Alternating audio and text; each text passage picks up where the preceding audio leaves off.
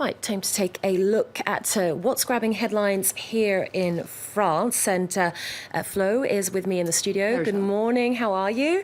Now, still lots of focus on the aftermath of Tuesday's deadly terror attacks in Belgium and also the ongoing investigation. That's right, and the preliminary results are pretty alarming according to Le Parisien. If we can take a look at the front page, they say that they'd been ready to attack for a year now.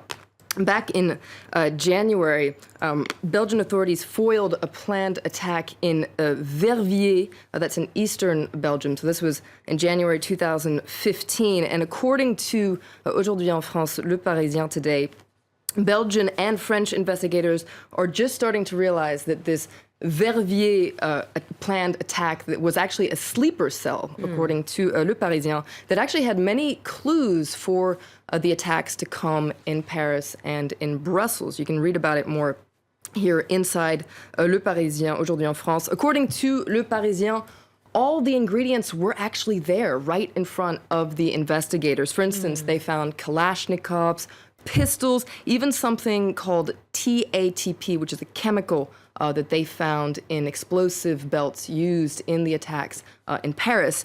Now, you can see this article saying that police actually even interrogated a certain Salel Abdeslam, the sole survivor of the commando that carried out the attacks in Paris. That we've been talking a lot about him in the news. Well, he was actually interrogated by the police in the wake of this Verviers foiled plot. He was interrogated as a witness. Right. Okay. Well, Belgian intelligence officials have come under fire in the wake of Tuesday's attacks, raising concerns about the safety of the country. That's right. And Libération focuses on one particular angle today, which is quite alarming. It wonders whether the cell that organized the attacks in Brussels and in Paris was actually planning to target nuclear power plants in Belgium. You can see on the front page of Libé, they're talking about the cracks in Belgium's nuclear power plants. And this is actually what Belgian authorities are concerned about right now, because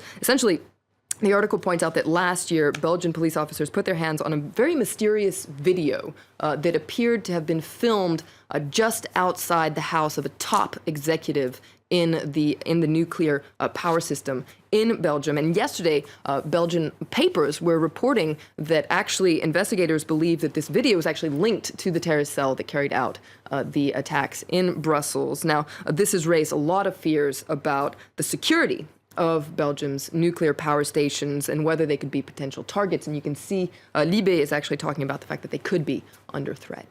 Well, here in France, a thorny political rows underway over the issue of life imprisonment. That's right. We spent so much time talking about the very thorny issue of stripping citizens of their citizenship. Well, this is the latest political scandal that we're talking about here in France.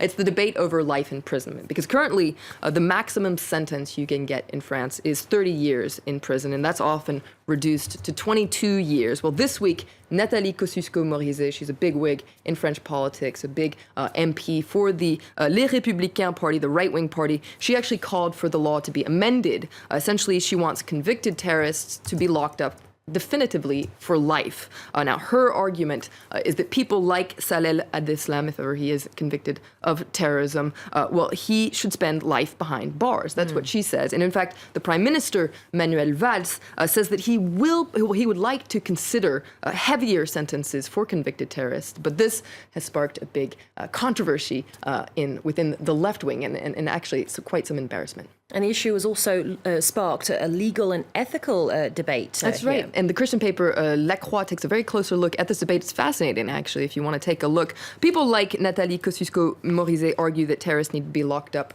in the interest of public safety. But those against the measure say that it would effectively mean putting in place some sort of a social death sentence. And that's the opinion of this man who writes a piece in La Croix today. His name is Jean-Pierre Dubois. He's a legal expert. He's actually the honorary president of the League of Human Rights. And his argument is that essentially removing all hope of any kind of an early release or any kind of freedom will actually encourage criminals to take even more risks. And Le Parisien, meanwhile, points out that the European Court of Human Rights has already condemned the idea of prison for life for terrorists. That's right. Now, Le Parisien points out that the European Court of Human Rights believes that any convict has the right to have his or her sentence re-examined. It shouldn't be permanent. And this article quotes a socialist MP, in fact, who says, we're not in Saudi Arabia here. You know, in Saudi Arabia, if you steal, you get your hand chopped off because people there believe that you'll steal forever. Whereas in France, we believe that people can change. Okay, and now finally, French papers paying tribute to Dutch football star Johan Cruyff, who passed away yesterday. That's right. Glowing words all over the press. I just made a selection, but it's really a big story in the press today. You can see Le Parisien here talking about the icon who changed football. Libération calls him a genius, both as a player and a coach.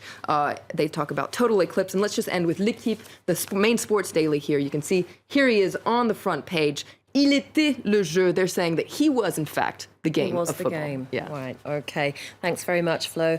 Florence Villeminot there with the press review.